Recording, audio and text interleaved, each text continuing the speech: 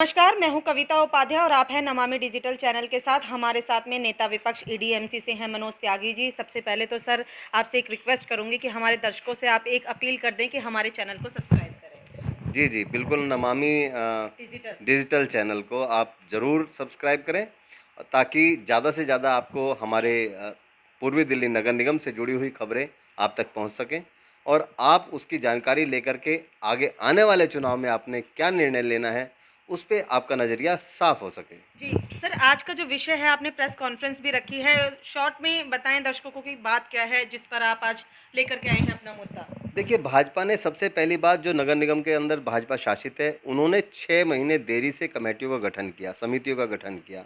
आज शिक्षा समिति के चेयरमैन राजीव जी को बनाया गया। हम उनको शुभकामनाएं देते हैं, आपके माध्यम से बधाई देते हैं। लेकिन जो हमारी जिम्मेवारी बनती है पूर्वी दिल्ली नगर निगम की जनता के प्रति, स्कूलों में पढ़ने वाले बच्चों के प्रति, उसके आप किस तरीके की बातें कर रहे हैं। आज आप कह रहे हैं 30 स्कूल को मॉडल स्कूल बनाने की बात कर रहे हैं, जहाँ 360 स्कूल एमसीडी के पास हैं, 11 स्कूल वो जो अनुदान प्राप्त स्कूल हैं। उन स्कूलों में आज तक आपने कुछ नहीं किया। पिछले 15 सालों से भारतीय जनता पार्टी एमसीडी के अंदर काबिज है, लेकिन उन स्कूलों के मॉडिफाई के लिए कुछ नहीं किया, अच्छी बेहतर एजुकेशन के लिए कुछ नहीं किया, बच्चों के बैठने के लिए अच्छे डेस्कों का इंतजाम नहीं किया। आपने उनकी सिक्योरिटी के लिए सीसीटीवी कैमरे नहीं लगवाए। आपने जो गार्ड रूम बनवाए हैं, उन गार्ड रूम में आज तक गार्ड नहीं रखे गए। तो मैं ये पूछना चाहता हूँ आपके माध्यम से कि आखिर गार्ड रूम किस लिए बनवाया गया, उस पर इतना पैसा क्यों खराब किया गया, पहली बात। दूसरी चीज़, कई स्कूल ऐसे हैं, ऐसे 28 स्कूलों की लिस्ट मेरे पास है जिनके अंदर सरप्लस में टीचर हैं। तो ऐसे 28 स्कूलों में आखिर किसी स्कूल में 2, किसी में 3, किसी में 4 स्कूल सरप्लस में आखिर क्यों हैं, मैं ये पूछना चाहता हूँ। जिन स्कूलों में वास्तविकता में ज़रूरत है, मैंने ये लिस्ट 2 स्कूल एग्जाम्पल के तौर पे रखे हैं जिनके अंदर 900 बच्चों पे मात्र 14 अध्यापक हैं। ये स्कूल है Brahmpuri X block evening shift का, जिसके अंदर 900 बच्चों पे 14 अध्यापक हैं। और दूसरा स्कूल है दयालपुर स्कूल इवनिंग शिफ्ट में, जिस पे 1800 बच्चों पे मात्र 13 अध्यापक हैं। तो जिन स्कूलों में 2, 3, 4 और 1 अध्यापक एक्स्ट्रा हैं, सरप्लस हैं, उन अध्यापकों को इन स्कूलों में नियुक्ति क्यों नहीं हो रही?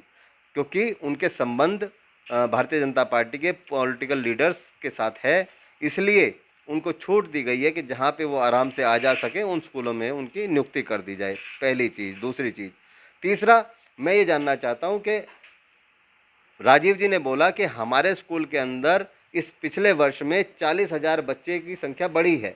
बहुत अच्छी बात है, बहुत स्वागत योग्य बात है, लेकिन किन कारणों से बढ़ी है? उन्होंने अपनी पीठ थपथपाते हुए बोला है कि लोगों ने, पूर्वी दिल्ली नगर निगम की जनता ने एमसीडी के स्कूलों पे भरोसा किया है। उन्होंने उसके स्कूल को गुणवत्ता वाली स्कूल एजुकेशन माना है।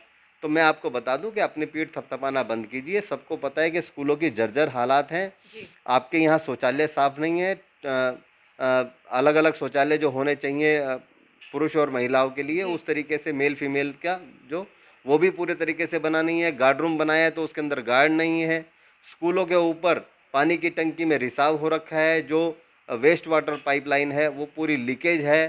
स्कूलों में जहाँ पेड़ होने चाहिए वहाँ पेड़ नहीं लगा रखे।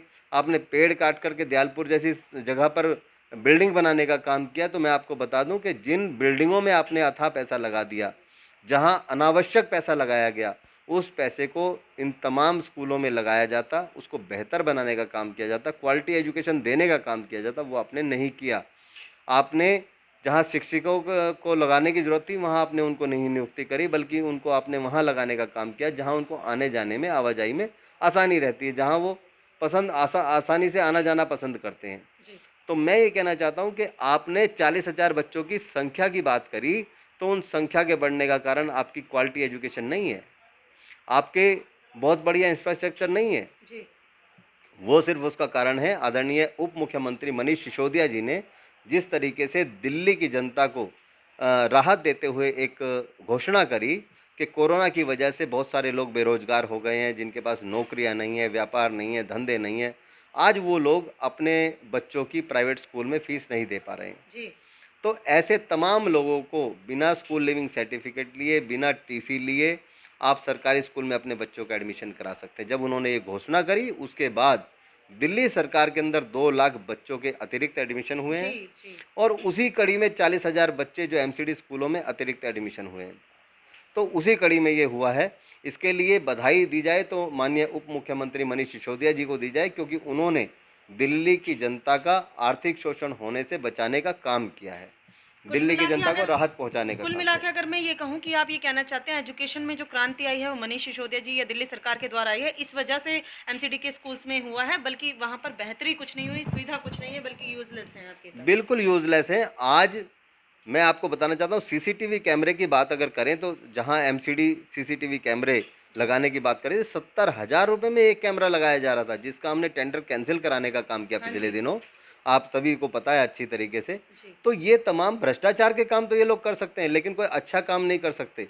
आज दिल्ली की जनता अच्छी तरह समझ चुकी है कि भारतीय जनता पार्टी जो शोर मचाती है कि हम बेहतर काम कर रहे हैं, वो शोर ही मचा रही है। क्योंकि आज दिल्ली की जनता चुनाव में आने वाले 6 महीने बाद तय कर चुकी है कि आम आदमी पार्टी को एमसीडी के चुनाव में लाने का काम ठीक करना है। इसलिए ये घबराए हुए हैं, परेशान हैं, और इसलिए ये रोज़ नई घोषणा करते हैं ताकि दिल्ली की जनता को बरगला सके।